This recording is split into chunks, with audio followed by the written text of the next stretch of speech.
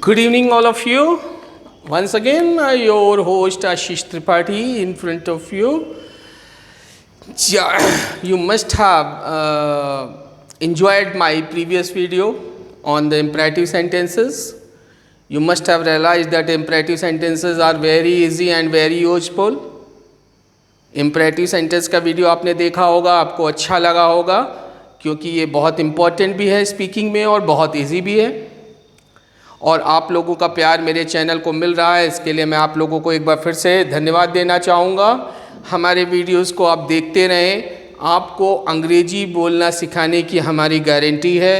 हम इसका बेसिक आपको इधर सिखा रहे हैं, इसी के साथ साथ हम एक टेलीग्राम चैनल से भी इसका लिंक भेज रहे हैं यूट्यूब चैनल के थ्रू, जहां आपको कुछ एक्सरसाइजेस करने को मिलेंगी टेलीग्राम चैनल पे। और बहुत जल्दी हम लोग वेबसाइट के थ्रू ऑनलाइन भी आएंगे, बट तब तक वीडियोस के थ्रू सीखते रहिए, because time is money, time is everything. समय निकल जाएगा तो फिर कुछ नहीं बचेगा, तो समय का सदुपयोग कीजिए। Utilise your time in the best possible manner. I am with you once again. I have brought a one lecture in front of you, that is a past indefinite. Past indefinite.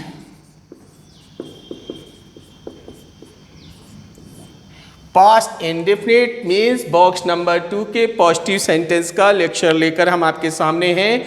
यानी past indefinite के positive sentence speaking में कैसे बोले जाएंगे, उसकी व्याकरण क्या होगी, उसकी ग्रामर क्या होगी और कैसे हम उसको आसान तरीके से सीख सकते हैं। This is the first part of the past indefinite and we will come with the second part also. But in the first part you can learn so many things. It is very easy. मुझे आशा है कि आपको बहुत अच्छे से समझ में आएगा। पास्ट इंडेफिनिट, जिसको हम लोग बॉक्स नंबर 2 के नाम से भी जानते हैं, उसके पॉजिटिव सेंटेंस का अध्ययन कर रहे हैं, जिसकी हिंदी पहचान होती आ, ई, ये, या, ता, था, ती, थी, ते, थे। यानी ऐसा कोई हिंदी वाक्य जो आपके मन में आता है, उसको हिंदी में बोलने पर लास्ट में ये आवाज़ें सुनाई दें, आ, ई, ये, या, ता, था, ती, थी, ते, थे, वह सेंटेंस बॉक्स नंबर 2 का हो सकता है। पक्का कैसे होगा? अगर सिचुएशंस भी मैच करती हैं। सिचुएशंस क्या? Past habit of the subject, यानी सेंटेंस के सब्जेक्ट की पास्ट हैबिट को शो कर रहा हो वाक्य, तो वह पक्का बॉक्स नंबर 2 यानी पास्ट इंडेफिनिट का होगा। अगर सेंटेंस में past sensory expression of the subject दिखाया जा रहा हो तो भी वह सेंटेंस बॉक्स नंबर 2 का होगा। पास्ट सेंसरी एक्सप्रेशन का मतलब हम अपनी 5 ज्ञानेंद्रियां, आँखों, नाक, कान, मुंह और त्वचा से जो कुछ महसूस करते हैं उसको वाक्य में दिखाया गया हो, तो वह वाक्य बॉक्स नंबर 2 की इंग्लिश ग्रामर से ट्रांसलेट होगा। जैसे मैंने देखा, मैंने सुना, मुझे लगा, मैंने चखा, मैंने सूंघा, ये सेंटेंस बॉक्स नंबर 2 के होंगे। Next is past position of the subject, बीते समय में सब्जेक्ट का किसी चीज़ पर अधिकार दिखाया गया हो, ऐसा वाक्य का भाव हो, तो वह सेंटेंस भी बॉक्स नंबर 2 का होगा। जैसे राम के पास पैसे थे, राम के पास घर था, मेरे पास गाड़ी थी, बंगला था, बैंक बैलेंस था, उसके पास माँ थी, ये सेंटेंस भी बॉक्स नंबर 2 के होंगे। साथ ही साथ याद रखिएगा, अगर बीते वक्त में सब्जेक्ट को कोई बीमारी रही हो तो उसको भी इसी ग्रामर की सहायता से शो करते हैं, बोलते हैं। जैसे राम को बुखार था, ठीक है, उसको कैंसर था, दादाजी को ट्यूमर था, इन सभी सेंटेंसेस में भी बॉक्स नंबर 2 की ग्रामर आएगी, क्योंकि बीमारी हमारे शरीर पे होती है और सब्जेक्ट बीमारी को अगर पजेस कर रहा है पास्ट में, तो वो सेंटेंस बॉक्स नंबर 2 की ग्रामर से ट्रांसलेट होगा। Next is past position, condition, designation, mood और क्वालिटी ऑफ द सब्जेक्ट। ऐसा कोई वाक्य जिसमें बीते वक्त में सब्जेक्ट की पोजीशन, कंडीशन, डेजिग्नेशन, मूड या क्वालिटी का भाव हो, वे वाक्य भी बॉक्स नंबर 2 की ग्रामर से ट्रांसलेट होते हैं। जैसे राम यहाँ था, पास्ट पोजीशन, राम बीमार था, पास्ट कंडीशन, राम डॉक्टर था, पास्ट डेजिग्नेशन, राम गुस्सा था, पास्ट मूड, राम लंबा था, पास्ट क्वालिटी, राम चालाक था, पास्ट क्वालिटी। तो इन वाक्यों को कैसे ट्रांसलेट करेंगे? बॉक्स नंबर 2 यानी पास्ट इंडेफिनिट की ग्रामर से। पास्ट इंडेफिनिट की ग्रामर क्या है? पास्ट इंडेफिनिट की पॉजिटिव सेंटेंस की ग्रामर कहती है कि ऑक्सिलरी डिड का प्रयोग नहीं होगा, और जब पास्ट इंडेफिनिट में ऑक्सिलरी यूज नहीं होती तो फर्स्ट फॉर्म यूज नहीं होती, तो क्या यूज होगा? Second form. सब्जेक्ट सिंगुलर हो या प्लूरल हो इससे कोई फर्क नहीं, सब्जेक्ट बोलिए और सेकंड फॉर्म, है ना सिंपल। बॉक्स नंबर 2 का यानी पास्ट इंडेफिनिट का पॉजिटिव कितना आसान है, सब्जेक्ट बोलिए और क्रिया की second form simple past form बोल दीजिए, और उसके बाद अगर अदर वर्ड्स हैं या ऑब्जेक्ट हैं तो लगा दीजिए। एग्जाम्पल, राम लखनऊ गया था, राम वेंट टू लखनऊ। राम लखनऊ गया और राम लखनऊ गया था दोनों सेम तरीके से ट्रांसलेट होंगे। राम खेलना चाहता था, राम वांटेड टू प्ले। आपने पिछले सेंटेंस में, पिछले वीडियोस में जब प्रेजेंट इंडेफिनिट का हम लोगों ने डिस्कशन किया था तो स्पेशल वर्ब्स में हमने बताया था वांट, नो, बी और हैव वर्ब, 4 वर्ब्स बताई थी, उन्हीं का प्रयोग किया गया है। सेंटेंस राम खेलना चाहता था, सेंटेंस में 2 वर्ब्स आई हैं, एक आई है खेलना और एक चाहना। जो क्रिया लास्ट में आई है उसकी हम कौन सी फॉर्म यूज करेंगे? सेकेंड फॉर्म, क्योंकि यही हमारी सेंटेंस की मेन वर्ब होगी। तो चाहने की इंग्लिश होती है वांट, तो वांट का हमने सेकंड फॉर्म क्या कर दिया? वांटेड, क्योंकि ये एक रेगुलर वर्ब थी। इसके बाद दूसरी वर्ब जोड़ने के लिए हमने क्या नियम बताया था? बीच में लगता है टू। अगर वांट के बाद दूसरी वर्ब आएगी तो किससे जुड़ेगी? टू से। तो राम खेलना चाहता था, राम वांटेड टू प्ले। अगर इसमें कोई क्रिया ना होती वांट के बाद तो टू ना लगता। राम पेन चाहता था, राम वांटेड अ पेन, तब टू नहीं लगेगा, ठीक है। और राम मिलना चाहता था, राम वांटेड टू मीट, तब लगेगा टू। नेक्स्ट एग्जांपल, राम खेलना जानता था, इसमें भी 2 वर्ब हैं, एक खेलना और एक जानना। इसका भी यूज आपको पता होगा।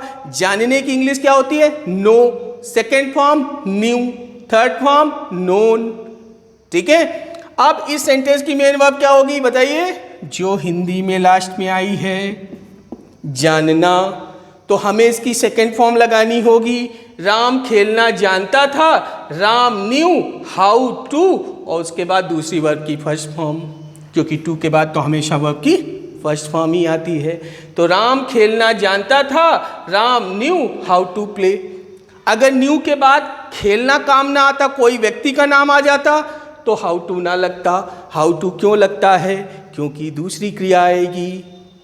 राम श्याम को जानता था, Ram knew Shyam, how to नहीं आया। राम खाना बनाना जानता था, Ram knew how to cook food. Is it clear?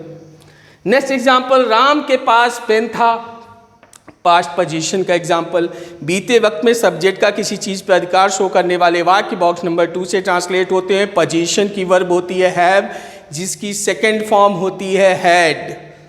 तो राम के पास पेन था, राम हैड ए पेन। और राम के पास अगर कोई बीमारी थी तो क्या हो जाएगा?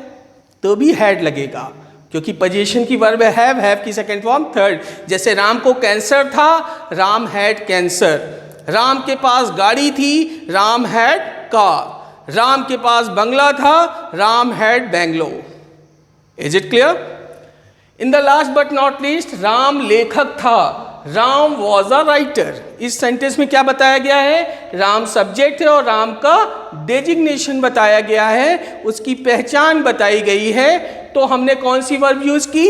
B verb. और बी वर्ब की सिंगुलर फॉर्म होती है इज, फर्स्ट फॉर्म होती है एम आर और बी, सेकेंड फॉर्म होती है वॉज वर, और थर्ड फॉर्म होती है बीन। तो राम राइटर था, राम वॉज अ राइटर। आप राइटर थे, तो यू के साथ क्या लगेगी? सेकेंड फॉर्म का ये वाला फॉर्म। 2 सेकेंड फॉर्म होती है बी की, वॉज और वर। तो राम के साथ कौन सी आई? वॉज। लेकिन यू, वी और दे सब्जेक्ट हो तो कौन सी आएगी? वर। इसको वेयर मत पढ़िएगा, वर। वर और कन्या होते वही।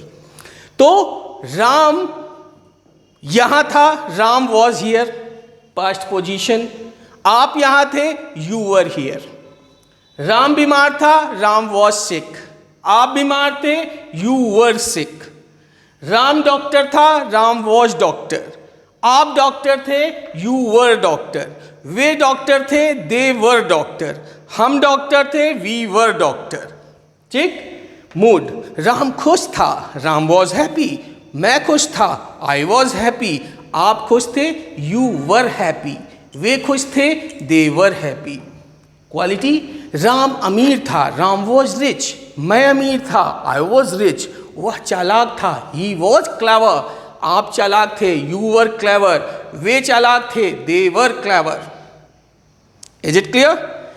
आज हमने 4 स्पेशल वर्ब्स के साथ बॉक्स नंबर 2 यानी पास्ट इंडेफिनिट के पॉजिटिव सेंटेंसेस का डिस्कस किया। बॉक्स नंबर 2 यानी पास्ट इंडेफिनिट के पॉजिटिव सेंटेंसेस की सिचुएशंस क्या है? Past habit of subject, past sensory expression of the subject, past position यानी बीते समय में सब्जेक्ट का किसी चीज़ पे अधिकार था, उसकी ज्ञानेंद्रियों के द्वारा उसने जो महसूस किया था बीते समय में वह वाक्य का भाव है। तो बॉक्स नंबर 2 की ग्रामर से सब्जेक्ट की कोई पुरानी आदत शो हो रही है सेंटेंस में, तो बॉक्स नंबर 2 की ग्रामर से बीते वक्त में सब्जेक्ट की स्थिति, अवस्था, पद, मूड या किसी विशेषता में होना दर्शाया गया था, तो बॉक्स नंबर 2। बॉक्स नंबर 2 के पॉजिटिव सेंटेंस में ऑक्सिलरी डिड का प्रयोग नहीं होता है और वर्ब की फर्स्ट फॉर्म का प्रयोग नहीं होता है। तो सिंपल स्ट्रक्चर क्या बनता है? बॉक्स नंबर 2 में सब्जेक्ट जो हो उसके साथ वर्ब की सेकंड फॉर्म प्लस ऑब्जेक्ट। ठीक है, आशा है आपको समझ में आया होगा। अगर किसी प्रकार की कोई कंफ्यूजन है, कमेंट बॉक्स में जाएं, अपनी क्वेरी दर्ज कराएं, हम आपको रिप्लाई अवश्य करेंगे। और अगर आपको हमारा वीडियो पसंद आया है तो चैनल को सब्सक्राइब करना ना भूलें, बेल बटन दबाना ना भूलें, जिससे आपको अगले वीडियोस के नोटिफिकेशंस मिलते रहें। आशा है आपको वीडियो अवश्य पसंद आया होगा और आप हमारे चैनल को अवश्य सब्सक्राइब करेंगे। फिर मैं आऊँगा एक नए वीडियो के साथ, ग्रामर की एक नई क्लास, एक नए लेक्चर में। तब तक के लिए आप अपने दोस्त आशीष त्रिपाठी को आज्ञा दीजिए। गुड नाइट, शुभ रात्रि, शब्बा खैर, जय हिंद, जय भारत।